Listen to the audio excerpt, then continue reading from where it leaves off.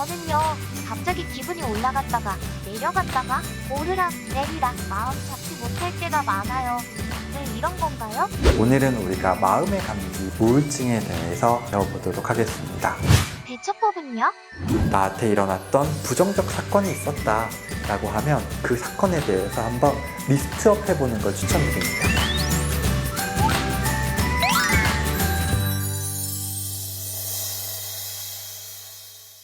우울증이 구체적으로 뭐지요? 심리학에서 우울이라는 것은 슬프고 무기력한 증상이 오랫동안 지속되고 심각하게 나타나는 것을 의미하죠. 어떨 때 우리가 센터에 가거나 혹은 병원에 가서 도움을 받아야 할지 정신병리학, 이상심리학적인 관점에서 우울증, 주요 우울장애, 메이저 디프레시브 디스오더에 대해서 오늘 한번 다뤄보도록 하겠습니다. 흔히 우울증이다, 우울하다 라고 하면 이렇게 오해들을 많이 하세요. 쭉 기분이 계속 좋지 않을 거다. 그러나 실제로 사람의 기분이 이렇게 안 좋기만 할수록 혹은 반대로 좋기만 할 수는 없다라고 이야기를 합니다. 자, 그런데 우리가 주요 우울장애, 우울증이다 라고 이야기하려면 그 안 좋은 정도가 일정 수준을 넘어서 바닥을 칠 정도까지 안 좋아야 되는 시기가 2주. 슬프거나 우울한 기분이 2주 이상 지속되는 사건이 발생한다.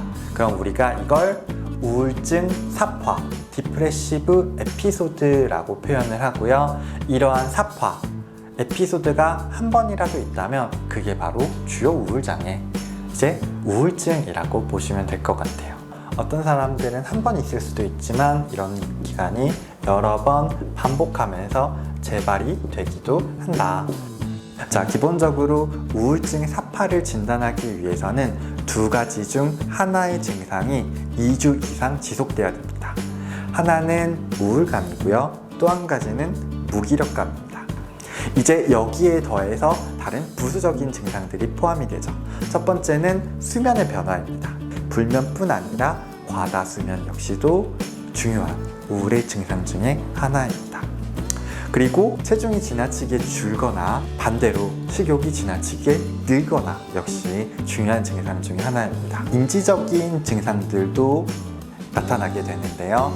지나치게 집중력이 저하되거나 판단력이 저조해져서 우유부단해지는 모습들이 나타나기도 하고요. 지나친 죄책감이 나타나기도 합니다. 혹은 이제 평상시에 그러지 않았던 자해, 자살 시도, 자살 사고, 자살까지 이어지는 심각한 증상들이 나타나기도 하는 것. 이걸 우리가 우울증 사파라고 표현을 합니다. 자, 여기에서 중요한 점은 이 사파라는 것이 한 번이라도 있으면 그게 바로 주요 우울장애라는 거예요. 우울증의 원인은 어떻게 되나요?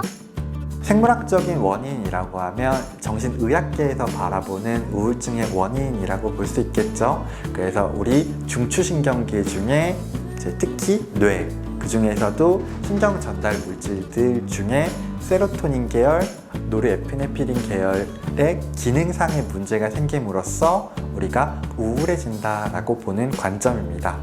그래서 이 기능들을 회복시켜주면 우울감도 나아질 거다. 이게 약물 치료의 가장 근본적인 이 원리라고 볼 수 있겠죠. 그러나 저희는 심리학자이기 때문에 심리학적인 원인을 더 자세하고 길고 그리고 대처법까지 살펴보도록 하겠습니다. 혹시 들어본 분도 계실지 모르겠는데요. 학습된 무기력이라는 실험입니다. 즉, 우리 애가 실패 혹은 좌절을 반복해서 경험하게 되면 무기력감도 학습될 수 있다라고 보는 개념입니다.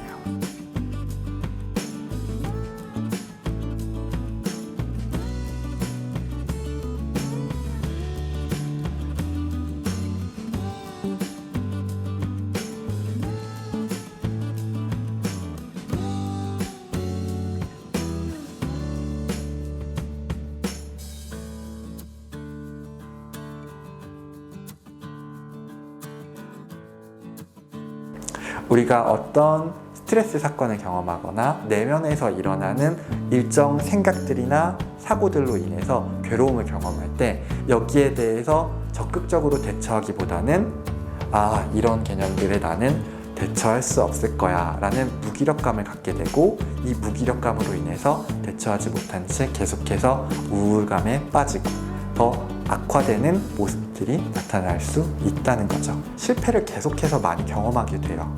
그런데 이 반복된 실패는 우리로 하여금 대처할 수 없을 거라는 생각을 갖게 만들 수 있다는 거죠. 그리고 그것은 우울까지도 이어질 수 있기 때문에 이걸 미리 알고 대처하는 것이 굉장히 중요합니다. 이 우울증 극복 방법을 말씀해 주세요. 앞서 생물학적인 접근에서 말씀드렸던 것 같이 약물 치료를 통해서 우울 증상을 완화시키는 접근이 있을 것 같습니다.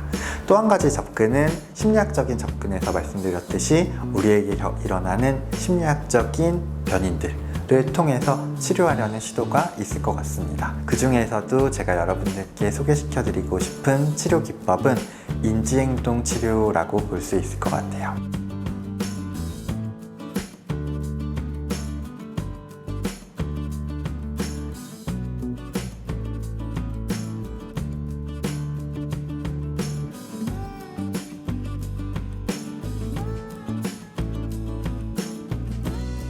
자, 그러면 우울한 사람들에게는 어떤 자동적 사고들이 많이 나타날까요? 첫 번째, 나에 대해서 부정적으로 사고하는 거예요. 두 번째, 나를 둘러싸고 있는 환경, 내가 경험하는 것에 대해서 부정적으로 판단하는 것입니다. 그리고 마지막으로 미래에 대해서 부정적으로 판단하는 거예요. 그럼 어떻게 해야 되냐? 이걸 자꾸 찾아서 바꾸는 과정들이 필요하겠죠? 그래서 여러분들 일주일 단위로 나한테 일어났던 부정적 사건이 있었다 라고 하면 그 사건에 대해서 한번 리스트업 해보는 걸 추천드립니다. 짜증이 났어요. 너무 슬펐어요. 너무 힘들었어요. 그리고 그 중간 과정에 일어났던 생각들을 놓치고 있었잖아요. 우리가 그것들을 한번 같이 적어볼게요. 그러면 이때 일어났던 생각 1, 이때 일어났던 생각 2, 이때 일어났던 생각 3, 이런 식으로 적을 수 있겠죠? 그리고 이 생각들이 과연 우리에게 도움이 되는 생각들인지 도움이 되지 않는 생각들인지를 한번 판단해 보세요. 왜냐? 자동적 사고는 비합리적으로 역기능적으로 일어날 확률이 높기 때문에 그래요. 가장 대표적으로 일어나는 역기능적인 핵심 신념은 나는 무능력하다예요. 그래서 이런 것들을 바꾸려는 시도를 자꾸 해야 됩니다.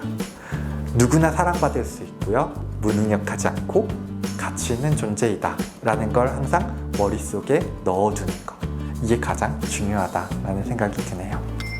자, 그러면 오늘도 여기서 마치고 다음 시간은 양극성 장애에 대해서 배우는 시간으로 찾아뵙도록 하겠습니다. 감사합니다.